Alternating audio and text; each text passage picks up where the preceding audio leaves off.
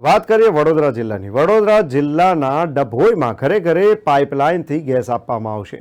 વડોદરી ભાગોળ સરદાર પટેલની પ્રતિમા પાસે દર્ભાવતી ડભોઈ ખાતે ડભોઈ નગરપાલિકા વિસ્તારમાં ગેસ પાઇપલાઇનનું ખાતમુહૂર્ત ધારાસભ્ય શૈલેષ મહેતાના હસ્તે કરવામાં આવ્યું હતું। આ કાર્યક્રમમાં ભાજપના આગેવાનો, અધિકારીઓ અને કાર્યકર્તાઓ મોટી સંખ્યામાં હાજર રહ્યા હતા। Vadodara gas limited, GAIL gas limited અને વડોદરા મહાનગરપાલિકા સંયુક્ત કંપની દ્વારા ડભોઈમાં ગેસ પહોંચાડશે।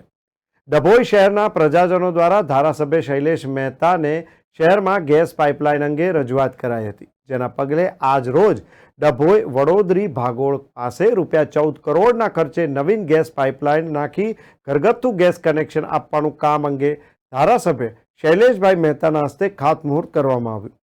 ધારાસભ્યએ જણાવ્યું કે ઘણા વર્ષોથી ડભોઈ શહેરની પ્રજાની માંગ હતી કે ઘરગથ્થુ ગેસ પાઇપલાઇન માટે તેઓની માંગણીઓને ધ્યાનમાં લઈને ડભોઈ શહેરની પ્રજાને ઘરગથ્થુ ગેસ લાઇનની સુવિધા 6 મહિનામાં જ પ્રાપ્ત થશે।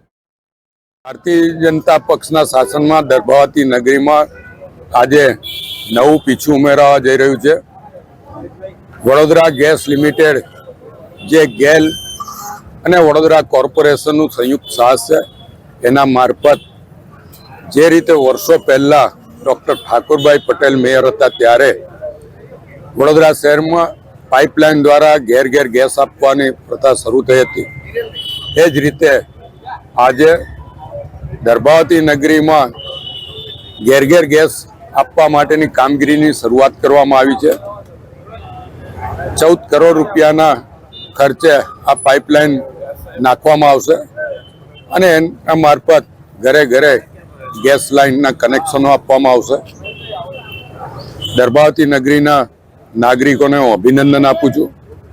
સાથે સાથે જ જે કામગીરી સ્ટ્રેન્ચલેસ પદ્ધતિથી થવાની છે, એટલે રોડ ઓછામાં ઓછા ખોદાય એનું ધ્યાન આપવામાં આવશે। પણ જ્યાં પણ આ કામગીરી થાય ત્યારે દર્ભાવતી નગરીના નાગરિકો સંપૂર્ણ સાથ સહકાર આપે, જેથી આ કામગીરી વહેલી પૂરી થાય। આમ તો 6 મહિનામાં કામગીરી પૂરું કરવાનો લક્ષ્યાંક આપવામાં આવ્યો છે, જેનાથી ખાસ કરીને બહેનોને લાભ થશે, કારણ કે રસોઈ કામ, ચા બનાવવાનું હોય કે પાણી ગરમ આ બધા જ કામો બહેનો દ્વારા થતા હોય છે, ત્યારે બહેનોને ગેસના બોટલની રાહ નહીં જોવી પડે।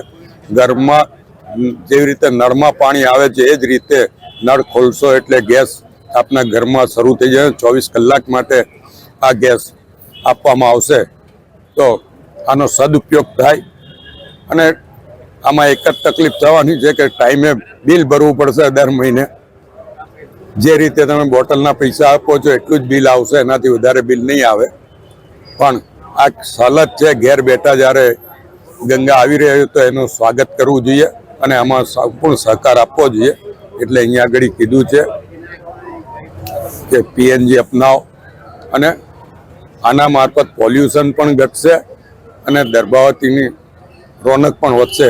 એટલે હું તો ખાસ VGLના અધિકારીઓનો પણ આભાર માનું છું કે જેમણે અમારી રજૂઆતને માન આપીને અહીંયા આગળ આજથી કામગીરીની શરૂઆત કરીને 14 કરોડ જેવી માતબર રકમ દર્ભાવતી નગરી માટે ફાળવી છે।